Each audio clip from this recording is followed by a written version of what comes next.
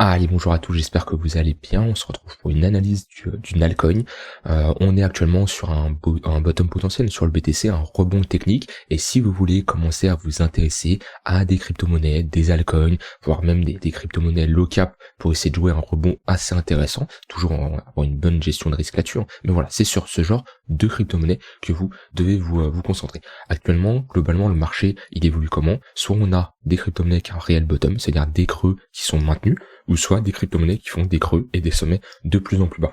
Vous devez absolument vous concentrer sur une crypto-monnaie qui maintient ces creux. Donc il n'y en a pas beaucoup, mais on va voir dans les hauts market cap que je connais, on va voir par exemple Ether, on va voir BNB, voilà, qui maintient ses creux ici, on va voir Matic également, ça maintient ses creux, et voilà, des crypto-monnaies que vous devez pas vous intéresser, Polkadot. Polkadot, on maintient pas ses creux, on fait des creux et des sommets de plus en plus bas, Algo, c'est pareil, Avax, c'est pareil.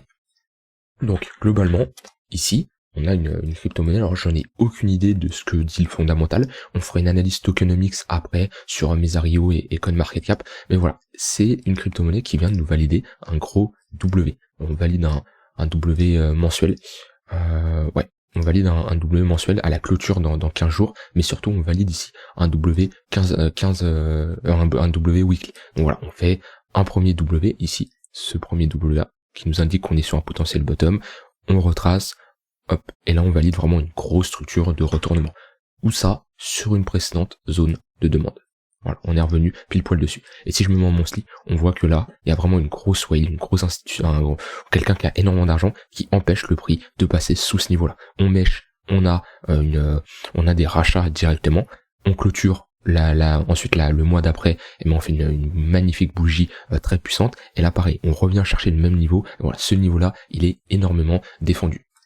Donc, on est sur un potentiel bottom de marché, le fait de faire DW, c'est voilà, si j'inverse la charte, c'est quelque chose que vous pouvez faire aussi, et ça permet de supprimer des biais, voilà. Donc les W que je parlais, c'est comme le W qu'on avait ici. Ça c'est un W, c'est extrêmement bullish, donc bearish vu que j'ai inversé la charte, et maintenant on fait la même chose. Donc voilà, ça c'est pour vous montrer, hein, vous contextualiser que ici on avait fait une structure de top de marché, le fait ici de faire un M. Sauf que ce genre de M ou W, je ne les aime pas parce qu'il y a trop d'amplitude, c'est impossible de se placer là-dessus. Par contre, sur ce genre de petit W, eh ben, il y a clairement des occasions. Déjà on en avait un plus petit ici, et on en avait un plus petit ici. C'est toujours jouable ce genre de W. Alors ce n'est pas un conseil en investissement, recherchez par vous-même, voilà, faites une analyse bien sûr complète, mais moi déjà si ce W a été validé, les prochains niveaux qu'on peut aller chercher, c'est cette grosse résistance au niveau des 14 $, et ensuite on a également cette résistance là. Donc voilà, c'est les deux prochains niveaux à venir valider. En plus ici on a une très très grosse zone d'imbalance à venir combler. Voilà, qu'on a commencé à combler partiellement, mais vraiment une grosse zone d'imbalance. Si je mets le volume profile, hop, voilà, on voit que ici on a des trous, hein, dans ce volume profile. Ici on a un petit trou, donc c'est à dire qu'il n'y a pas eu de business. On est tellement resté peu de temps sur cette zone de prix, vu que le marché comment il a chuté, que il y a vraiment un trou dans le volume profile. De toute façon, si je mets le volume profile global ici, voilà, ici on voit également qu'on a eu peu de développement, vu qu'on a pump ici et on a redump ici. Donc ça me choquerait pas d'avoir un cours déjà qui vient consolider dans cette zone pour combler cette zone d'imbalance. Donc déjà, mais ce qui est vraiment bullish, c'est de retrouver des charts aussi intéressantes, hein, d'un point de vue localisation. Voilà, si je mets Fibonacci, on a retracé bien en dessous des 0,886. Si je regarde l'OBV, on a un OBV croissant, donc ça c'est clairement intéressant. Alors on voit qu'on a un OBV croissant même après cette chute. On va regarder les volumes, si on a des volumes qui redeviennent intéressants. Après je vais passer sur la charte, être plus précis, de Binance, voilà. Mais il n'y a pas assez d'historique, c'est pour ça que je regardais l'autre charte, mais sur les volumes c'est plus intéressant. Voilà, on voit qu'on avait ici des volumes décroissants, on fait des sommets de plus en plus bas. Si vous galérez à avoir des W ou des M, vous pouvez modifier les volumes et mettre ça de cette façon. Alors moi je le fais pas, hein, mais ça peut clairement vous aider. Voilà. Ici qu'est-ce qu'on voit? On voit que sur les volumes, on fait des M. Sommet plus bas, hop. Voilà, on fait des M. Les sommets sont de plus en plus bas. On peut tracer ici une trendline et on voit qu'on a inversé cette tendance, hein, d'avoir de plus en plus de volume, enfin de moins en moins de volume. C'est-à-dire qu'on a eu un réveil ici et on voit qu'on fait à l'inverse des W, des creux de plus en plus haut et on casse les précédents sommets. Et ça c'est quelque chose d'extrêmement intéressant.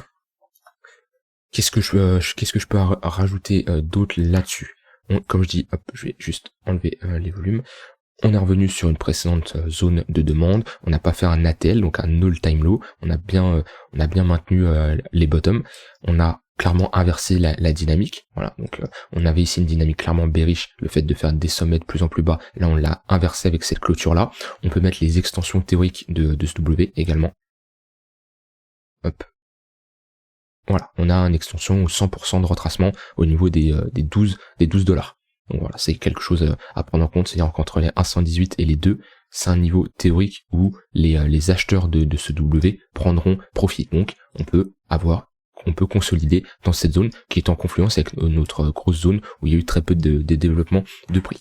Si on regarde également la charte contre le BTC, qu'est-ce qu'on a? Eh ben on a également une charte bullish. C'est-à-dire que ici on a fait une structure bearish, un gros M-top, on est revenu chercher nos précédents niveaux, on avait posé une accumulation, un gros bottom de marché, et on refait à nouveau des W, dans des W, dans des W. Et ça c'est extrêmement bullish. La charte contre le BTC était dans une période baissière, et on passe bullish. Voilà. Donc ça c'est intéressant d'investir sur des altcoins qui sont puissantes contre le BTC. Alors on va aller sur CoinMarketCap et Mesario. Tac, FXS. Alors je n'ai aucune idée du projet, hein, je vous avoue. Alors qu'est-ce que je voulais regarder? Ok, on n'a pas d'offre max, on est sur un market cap de 588 millions, ce qui est assez faible, c'est-à-dire que on peut être sur une crypto qui a le potentiel de faire un x5 à un x10 sans trop de difficultés, vu que le market cap est faible. C'est très important de regarder le market cap et non le prix, hein, parce qu'on peut avoir un prix très faible avec un market cap élevé. Par exemple, je pense à VeChain qui a un market cap assez élevé, qui est dans le top market cap selon CoinMarketCap, et qui a un prix très faible. C'est pas parce qu'il a un prix faible qu'il peut faire des x100, x200. Bien entendu, c'est surtout la capitalisation de marché. Est-ce qu'il y a de l'inflation? Ok, alors là, il y a quelque chose de bizarre. On va aller voir sur Mesario. Il y a peut-être eu de l'émission de tokens. Alors, qu'est-ce que peut nous dire Mesario? Déjà, on peut voir, est-ce qu'on a une partie investor? Non. Ok.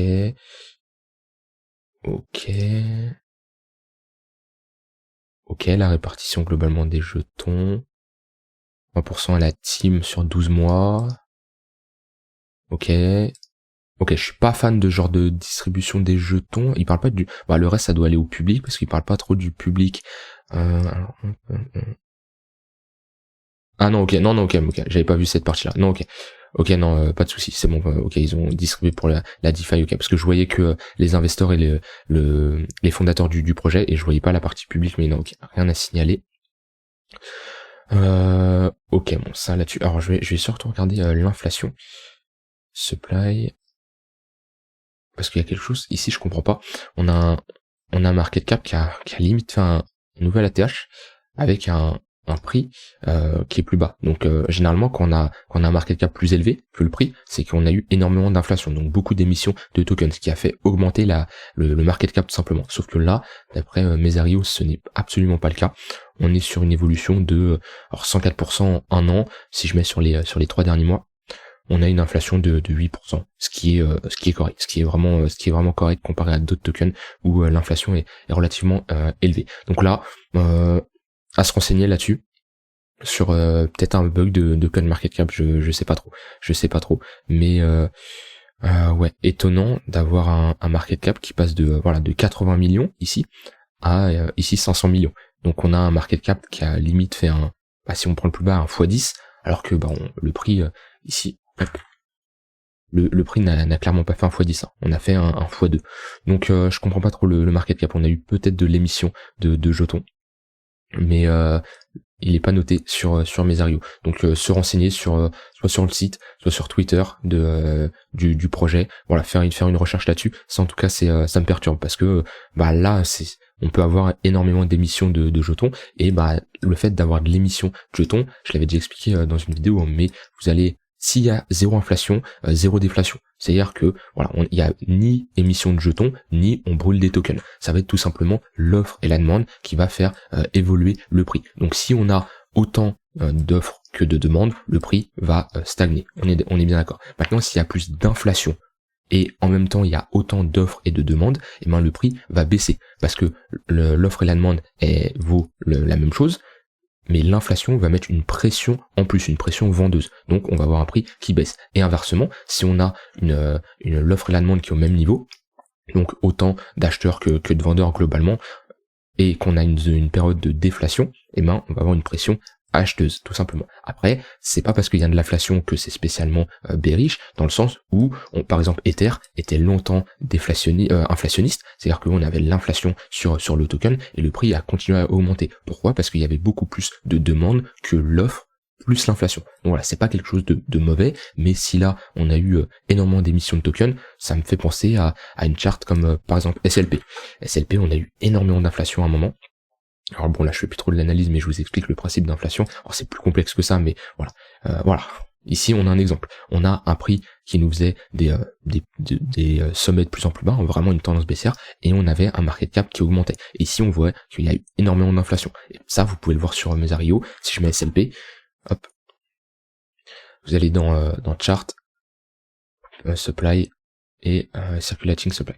Voilà, vous mettez en pourcentage. Hop, c'était surtout l'année dernière qu'il y a eu énormément d'inflation. Voilà. Ici, il y a eu l'émission de tokens massifs et on voit qu'on est passé en termes de tokens, on est passé de 3 milliards à 39 milliards de circulating supply, ce qui est juste énorme. C'est même plus de l'inflation, c'est de l'hyperinflation. Donc là-dessus, quand on a de l'inflation comme ça, non, alerte, il y a une offre trop importante, il y a une pression vendeuse qui est trop importante. Maintenant, ça a l'air de se calmer, hein, on le voit, ça se calmer, mais là, ici, c'est la pire chose à faire de se placer ici, sur ce genre de token. Mais moi, ça, je suis pas fan. Sur FXS, là-dessus, je suis pas fan. Maintenant, pareil, là, quand je parle de l'inflation, de voilà, ce genre d'éléments, on est plutôt sur l'investissement à long terme. D'un point de vue technique, c'est bullish. Maintenant, si vous êtes plutôt sur du swing trading, donc à récupérer des positions assez rapidement, on a également un clôture du tunnel daily. Si on attend par exemple un pullback dans ce tunnel daily ou au niveau de la ligne de coup, structurer quelque chose de bullish ou de vous placer au moment où on a un pullback, il y a un potentiel avec par exemple vous placez en haut du tunnel 1 heure, une position longue ici. Alors c'est pas un conseil d'investissement, mais c'est un exemple de setup. Stop loss sous le précédent creux ou en bas du tunnel 1 heure ou au niveau du tunnel H4. Après vous targetez ce que vous voulez. Mais si vous faites de l'investissement, vous avez une horizon de temps, on va dire 1 an. Renseignez-vous là-dessus. En tout cas, j'aime pas voir ce genre de choses. Ça se trouve c'est un bug, mais ça me paraît bizarre. Donc voilà, renseignez-vous là-dessus. Mais en tout cas, à part ça, ce que je voulais surtout vous montrer, c'est ce genre de chart que vous devez vous concentrer. Des creux qui sont maintenus, un bottom qui est magnifique, un range, on sort de ce range-là et on a une cassure avec une validation d'un bottom. Ici, on a validé un bottom. Alors, c'est toujours des probabilités. Rien ne nous empêche, de casser ce bottom. On sait jamais ce qui peut se passer. Mais en tout cas, vous avez plus de probabilité de faire des gains en investissant dans une charte comme ça qu'une charte qui fait des sommets de plus en plus bas. Voilà, j'ai terminé avec cette vidéo. N'hésitez pas à me dire ce que vous en pensez et on se retrouve demain pour une prochaine vidéo. Bye bye.